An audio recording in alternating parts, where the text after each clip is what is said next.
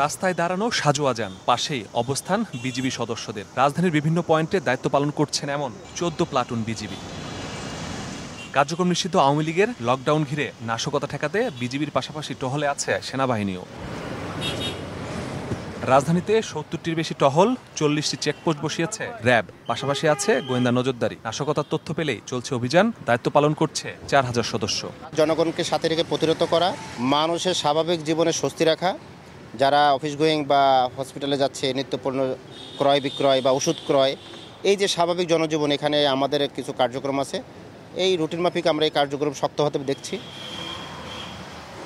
রাজধানীর মোড়ে মোড়ে অবস্থান নিয়েছে পুলিশ, অস্থায়ী চেকপোস্টে চলছে তল্লাশি। ডিএমপি বলছে অপ্রীতিকর পরিস্থিতি রোধে নিয়মিতদের পাশাপাশি মাঠে কাজ করছে অতিরিক্ত 7000 সদস্য। অপরাধীদের উদ্দেশ্যে কঠোর বার্তা তাদের। মানুষের জানমালের নিরাপত্তা বিধানের জন্য আমাদের পুলিশের যা যা করণীয় আমরা তাই করতেছি এবং এটা একেবারে নিয়মিত কাজেরই একটা অংশ। আমরা আমাদের যেমন ফুট পেট্রোল আছে, মোবাইল পেট্রোলিং আছে, মোটরসাইকেল পেট্রোলিং আছে, চেকপোস্ট আছে, এসবের মাধ্যমে আমরা মানুষের জানমালের নিরাপত্তা বিধান নিশ্চিত করতেছি। লকডাউনের নামে নাশকতার চেষ্টা হলে কঠোর ব্যবস্থার হুঁশিয়ারি ডিএমপির।